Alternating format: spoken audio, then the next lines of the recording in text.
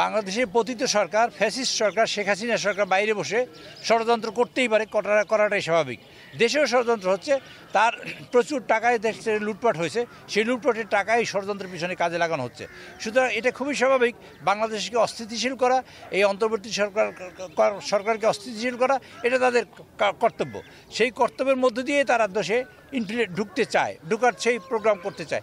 সুতরাং আমরা মনে করি বাংলাদেশের মানুষ সচেতন আছে, সজাগ আছে।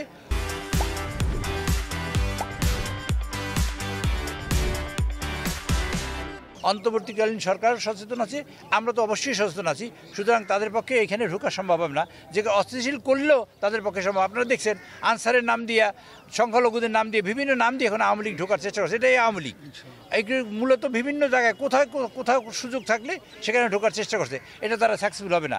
দ্বিতীয়ত হলো যে আপনারা বলেছেন যে একটা অস্থিরতা চলছে, যে অস্থিরতা হতেই পারে। তবে বাংলাদেশের মানুষ একটা জিনিস দেখেছে যে স্বৈরাচার যে পরিমাণ দেশে মানুষ খুন করেছে, গুম করেছে, লুটপাট করেছে, রাহাজানি করেছে, অত্যাচার করেছে, জুলুম করছে, নির্যাতন করছে, এই দেশের লক্ষ লক্ষ কোটি কোটি মানুষকে জেলে ঢুকিয়েছে, আয়নাঘর করেছে। এইরকম এই জায়গায় মানুষ ফিরে যেতে চায় না।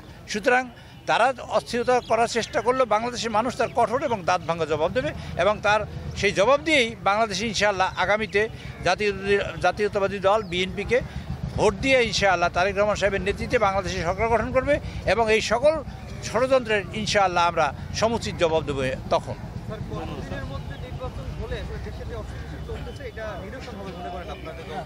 এটা একটা বেগ প্রশ্ন এরকমের যে এই কতদিনের মধ্যে, আমরা বলছি একটা যৌক্তিক সময়ের মধ্যে। যৌক্তিক সময়ের কোনো শেষ নাই। সংস্কার একটা চলমান প্রক্রিয়া, একজনে শুরু করবে আরেকজনে শেষ করবে, এটাই স্বাভাবিক। আমাদের নেতা বলেছেন এই কথা। সুতরাং সংস্কার অতটুকুই করা দরকার যতটুকু একটা স্বাভাবিক নির্বাচন হতে পারে। জাস্টিস শাহাবুদ্দিন সাহেব 3 মাসের মধ্যে একটা শ্রেষ্ঠ নির্বাচন দিয়েছিলেন বাংলাদেশে। জাস্টিস আব্দুল লতিফ তিনিও 3 মাসের মধ্যে একটা শ্রেষ্ঠ নির্বাচন দিয়েছেন। কাজেই এইসব নির্বাচন থেকে আমরা প্রমাণিত হয় যে 3 মাসের নির্বাচন করা সম্ভব। সুতরাং আমাদের সংস্কার যদি করতে হয়, এতটুকু সংস্কার আপনারা করুন যে সংস্কারের মাধ্যমে অচিরেই আমরা নির্বাচন করতে পারি, এবং এই দেশের মানুষ যারা নির্বাচিত সরকারের কাছে তাদের ভোট দিতে পারে। এবং এই দেশে আরও একটা বিষয়, গত 15 বছরে বা 18 বছরে মানুষ ভোট দিতে পারে নাই। তো ভোটের ক্ষুধা এবং ভোট দিয়ে মানুষ যে এই সরকারকে অংশগ্রহণ করলো, এবং সরকার যে তার নিজের সরকার, সেটাই মানুষ কখনো বিশ্বাস করে না। সেটা বিশ্বাস করাটাও এই সরকারের একটা জরুরি দায়িত্ব বলে আমি মনে করি। সুতরাং অচিরেই নির্বাচন হবে, সেটি আমরা প্রত্যাশা করি।